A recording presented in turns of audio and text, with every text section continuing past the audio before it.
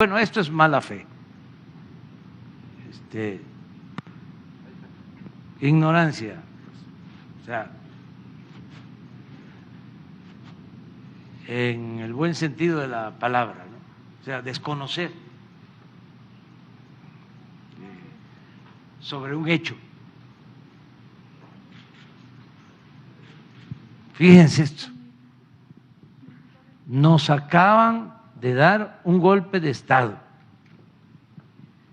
el decretazo presidencial. Primero, no es lo mismo un acuerdo que un decreto, ahí hay una diferencia.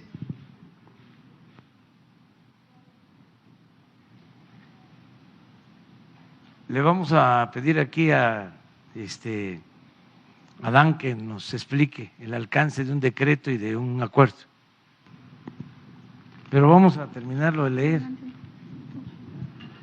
El decretazo presidencial implica rendición del poder civil ante el poder militar. O sea, abdiqué, entregué el mando civil a las Fuerzas Armadas. Es un golpe de Estado para proteger o perpetuar su visión. AMLO institucionaliza cogobierno.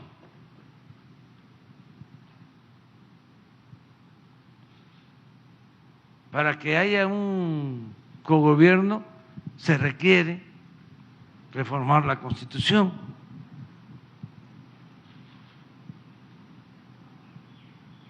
Un cogobierno con las Fuerzas Armadas. Y será un gobierno más opaco, más discrecional, menos democrático.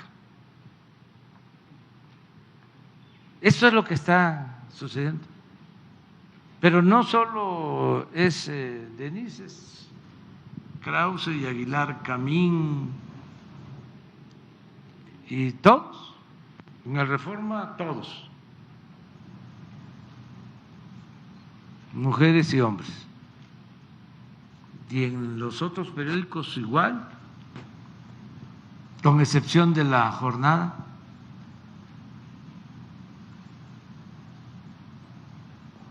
¿Qué otra excepción? Algunos articulistas del Milenio,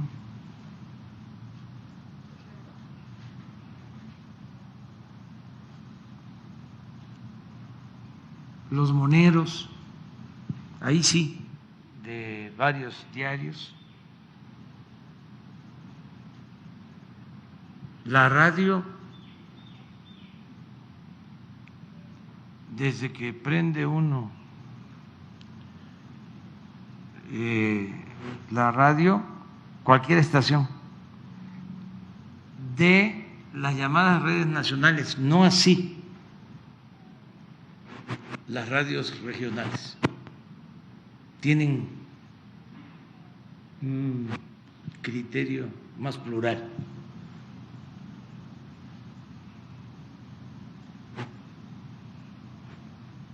Las televisiones también no están tan tendenciosas.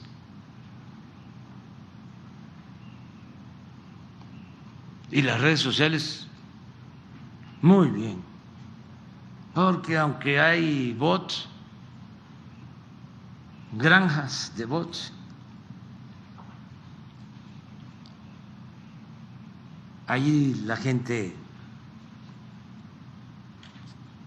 se expresa, se manifiesta, saca su ingenio. Yo me entero así de muchas cosas y me sirve la argumentación de la misma gente para exponer aquí y en otros foros. O sea, me alimento mucho de la inteligencia de los ciudadanos, que no son especialistas, no son periodistas, no son académicos, no son intelectuales, ciudadanos, mujeres y hombres, pero con un ingenio extraordinario, con mucha sabiduría. Entonces, así estamos. La reunión con los empresarios, muy bien. Es que es cosa de preguntarles a todos, como lo hizo el de JP Morgan, el banquero, vino aquí y se reunieron los mismos, Claudio,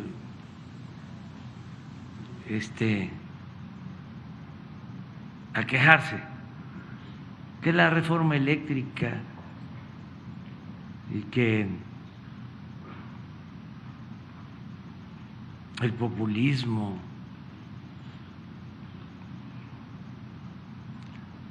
el autoritarismo,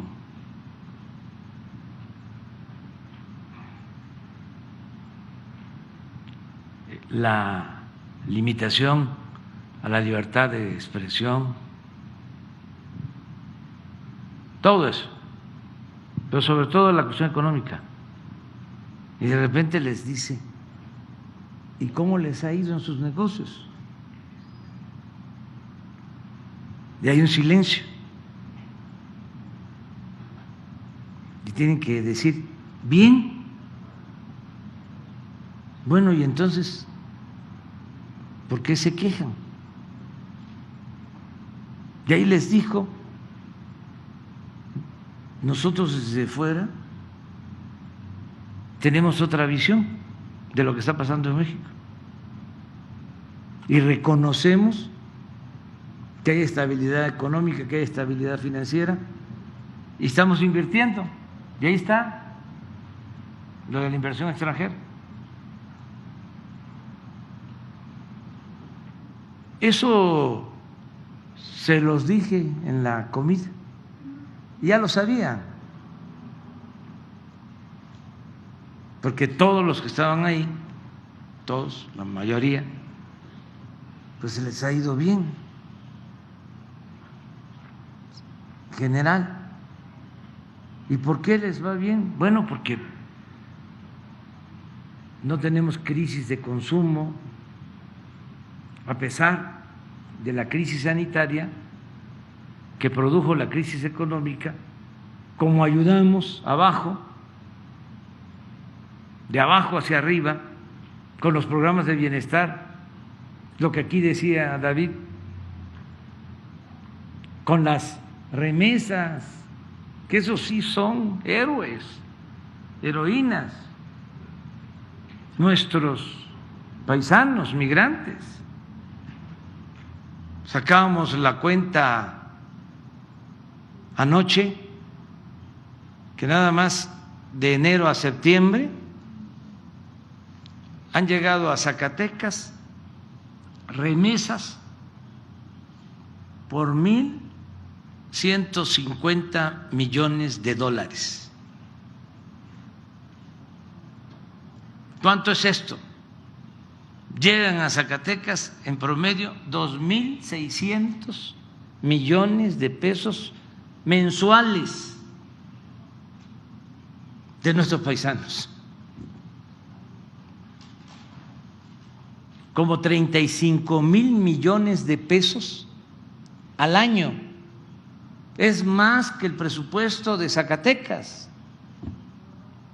lo que envían nuestros paisanos. Y en estos últimos tiempos se han incrementado las remesas. Entre más se ha necesitado, más apoyo están enviando a sus familiares. Por eso mi planteamiento ante el presidente Biden de que se les atienda, se les regularice, que no se les maltrate. Los vamos a seguir apoyando en todo. Bueno, pero ¿qué produce esa derrama económica? Pues que la gente tenga para comprar sus mercancías, se favorece el comercio, se favorecen las industrias. Si no tuviese dinero el pueblo para adquirir lo básico y también lo no tan básico, pues entonces sí, se afecta el comercio, se afectan las empresas, todo.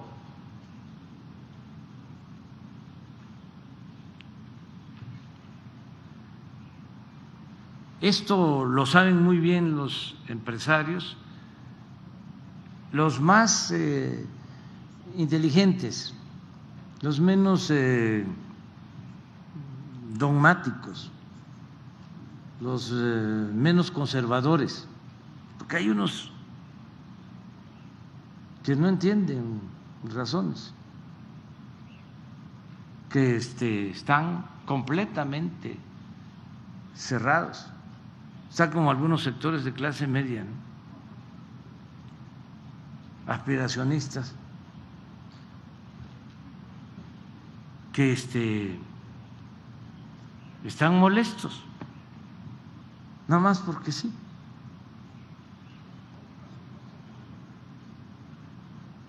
Porque no les ha aumentado el precio de las gasolinas, no les aumenta el precio de la luz. Estamos luchando todos los días para garantizar que haya seguridad. No tenemos tasas altas de desempleo. Enfrentamos el grave problema de la pandemia con eficacia. Nos dolió muchísimo porque hubieron pérdidas de vidas humanas, siguen habiendo, pero en el concierto de las naciones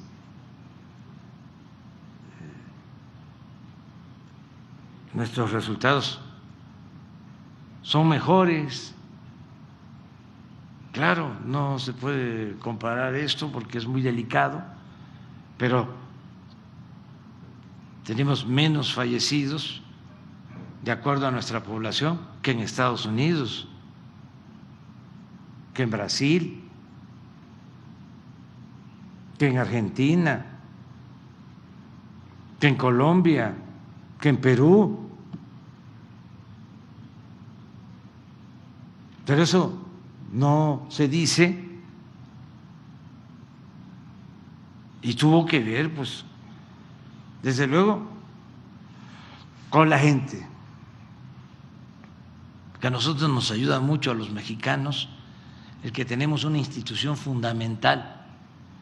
Esa institución es la familia. La familia en México es la principal institución de seguridad social. Eso es algo extraordinario, único. Por eso hay que evitar la desintegración de las familias. ¿Cómo cuidamos nosotros a nuestros adultos mayores? Con todo respeto, no los cuidan igual en otras partes. En otros países están llenos los asilos, muchísimos asilos. Busquen ustedes en el internet cuántos asilos hay en México, cuántos asilos hay en Europa por país, cuántos asilos en Canadá, cuántos asilos en Estados Unidos. Se van a dar cuenta que nosotros tenemos en nuestras casas a los adultos mayores. Y eso es protección. Eso tiene que ver con costumbres, con tradiciones, con cultura, con la fraternidad que hay en las familias mexicanas. Nos ayudó mucho el pueblo, los médicos, el personal de salud de primera, a pesar de que los conservadores del bloque reaccionario estaba en contra, no tuvimos un paro de médicos durante la pandemia y empezaron a trabajar porque así se presentaron las circunstancias, sin el equipo de protección necesario, porque no teníamos, no había en el mundo equipos para protegerlos y arriesgaron su vida, muchos, para salvar vidas. Y también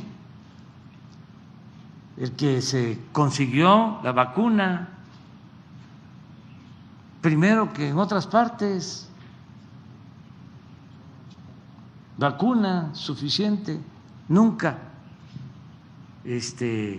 nos han faltado y vamos a continuar vacunando porque con este tiempo, ya la llegada del invierno, vamos a tener más riesgos.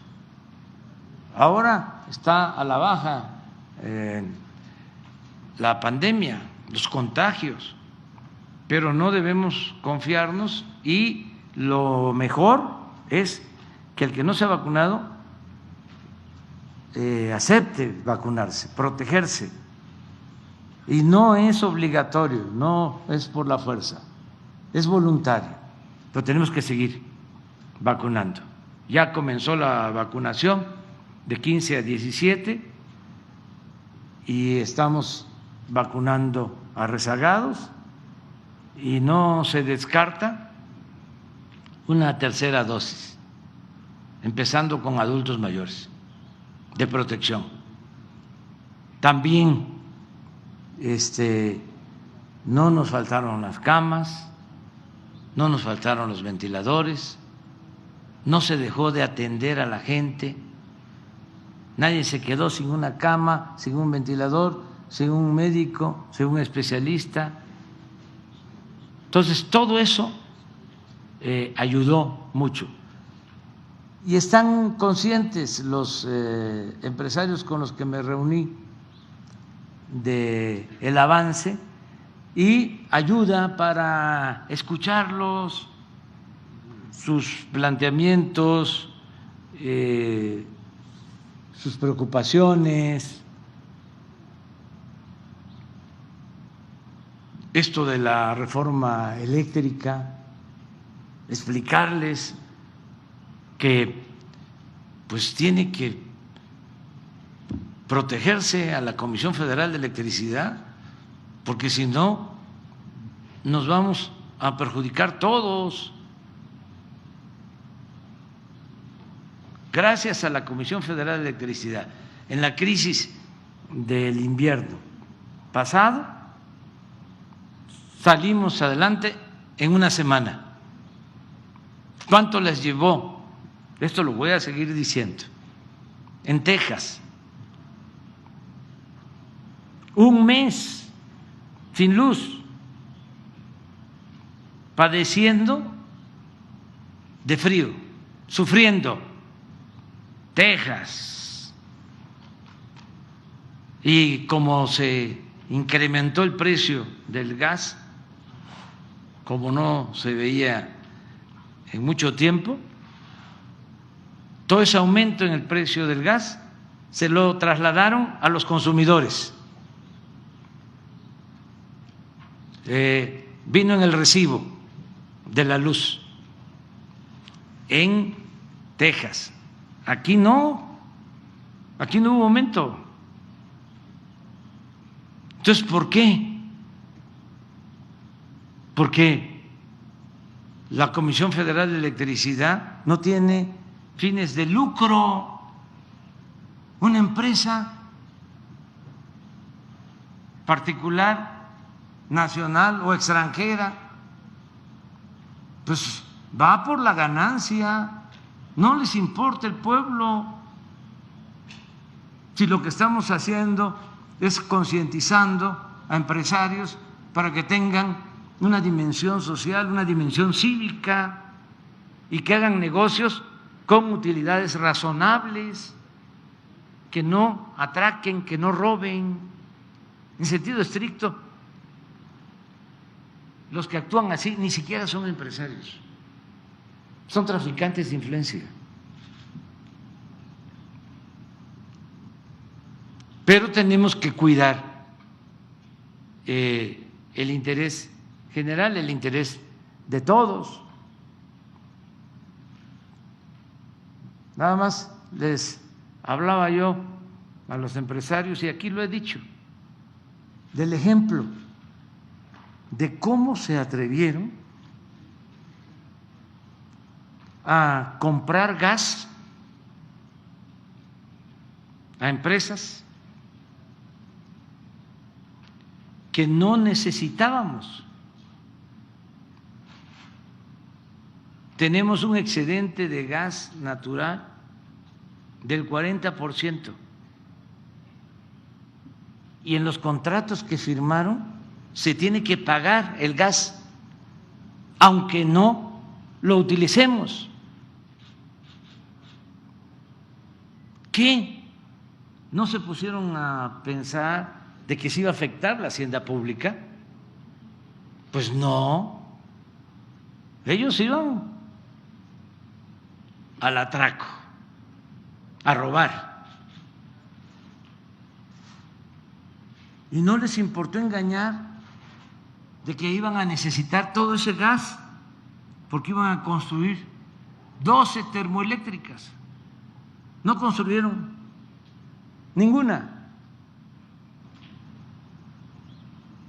Hicieron el negocio jugoso del gas. ¿Quién paga eso? ¿Quién termina pagando todo eso? El pueblo.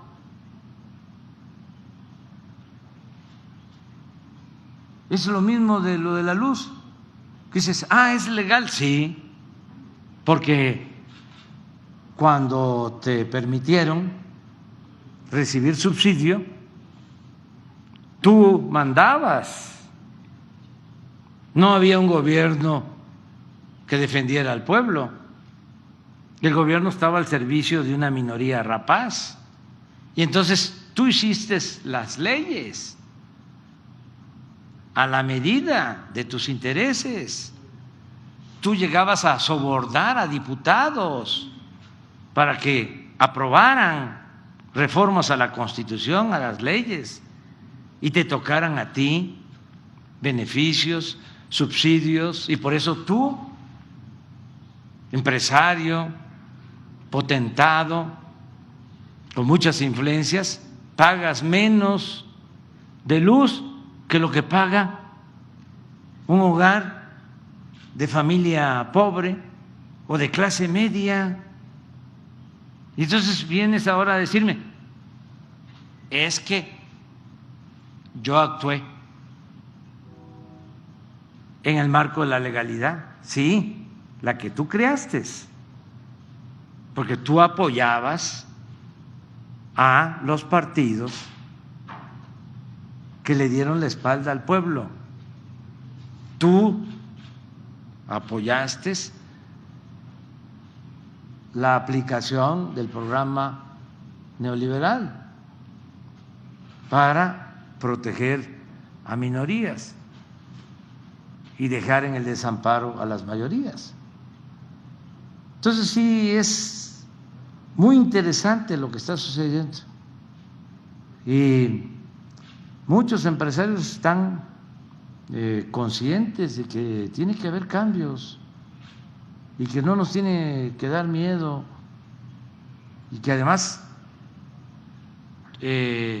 nada se hace al margen de la ley, ni mucho menos por encima de la ley. Hay Estado de Derecho que no había antes. comentaba yo de que envío la terna al Senado. ¿Y cómo era antes? Se enviaba la terna, pero se le mandaba a decir a los senadores, ¿no?, quién era el elegido. Y ya en el Senado pues era un formalismo, era para llenar el expediente. Ahora no, mandé la terna y me enteré por los medios, cosa que me da una gran satisfacción, me produce una dicha enorme. Decía Vasconcelos que la diferencia entre Porfirio Díaz y Madero era de que Porfirio Díaz mandaba las listas de los que iban a ser diputados y Madero se enteraba por la prensa de los que resultaban diputados. Eso es el ideal. Lo mismo cuando la Corte nos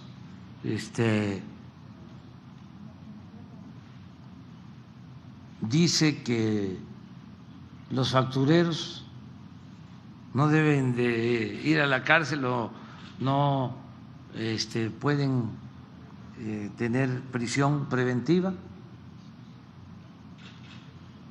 Ni modo,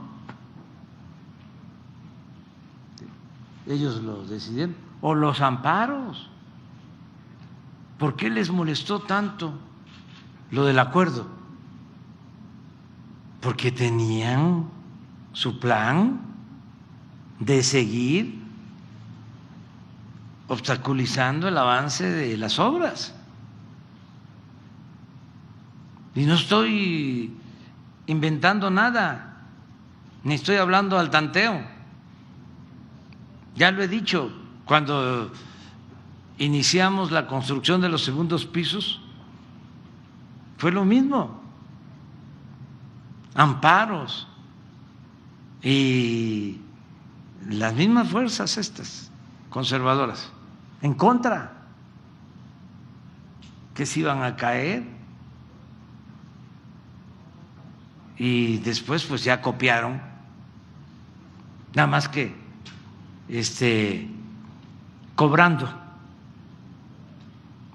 copiaron mal. En la construcción del aeropuerto, como 100 amparos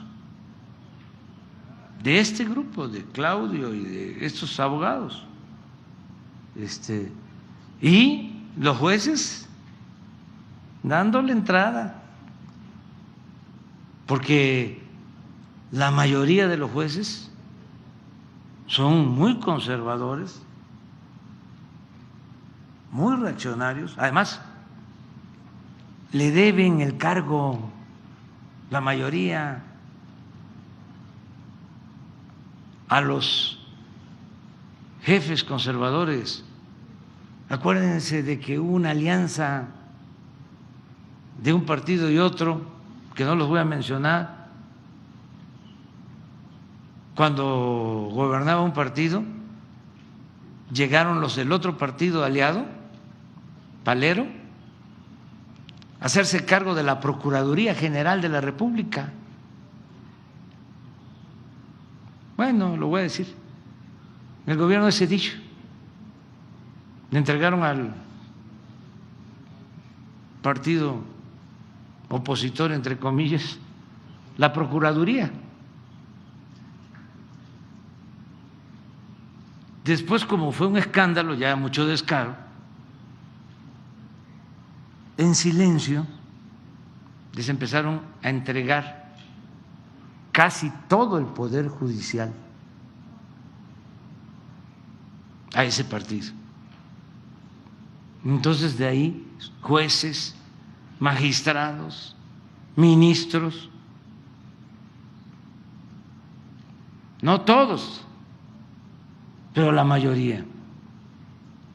Y ese poder tiene el problema de que requiere de una reforma a fondo, pero lo tienen que hacer ellos. Entonces, aun cuando sabemos de que los dados están cargados, que las cartas están marcadas, nosotros vamos a seguir actuando, respetando la legalidad, haciendo valer el Estado de Derecho, y que ojalá y todos ayuden para que se acabe la simulación, que no vivamos en un estado como era antes, de chueco, de cohecho. A ver, Zacatecas.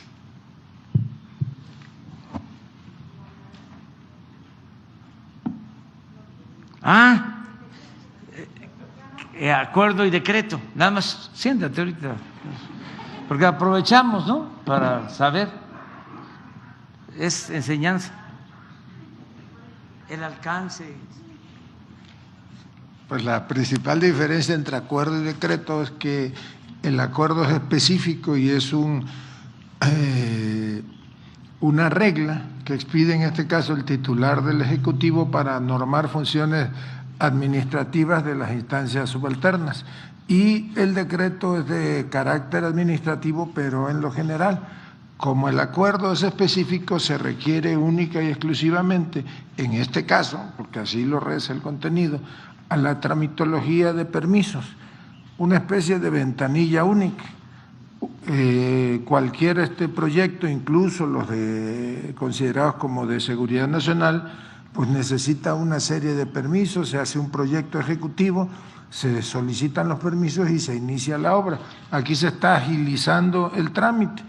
La autoridad administrativa va a acudir ante la CONAGUA, por ejemplo, a solicitar el permiso, y la CONAGUA puede otorgarle una autorización provisional y tendrá hasta 12 meses para otorgar una autorización definitiva. Si en ese plazo no cumples, pues se tienen que detener los trabajos. Aquí hay un ejemplo en Zacatecas.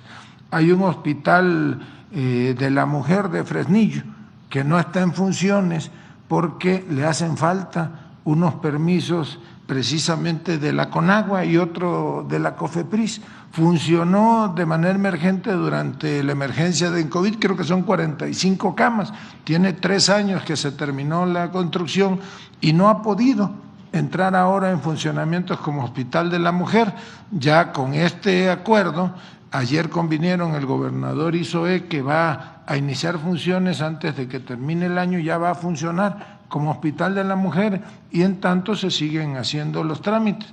Eso va a pasar con la construcción, por ejemplo, en Tijuana del viaducto del segundo piso fronterizo, que está catalogado como una obra estratégica nacional, pero no se afecta el derecho a la transparencia, así que con todo respeto para el INAI, pues no hay lugar a una controversia porque el mismo contenido del acuerdo tutela el derecho a la información.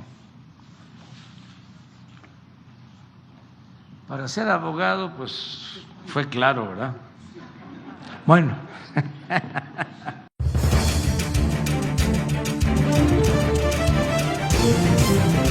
Desde el aire, en 360 grados, con transmisiones en vivo desde el lugar de los hechos, con la mayor tecnología, pero sobre todo, con objetividad e imparcialidad. Noticiero en redes.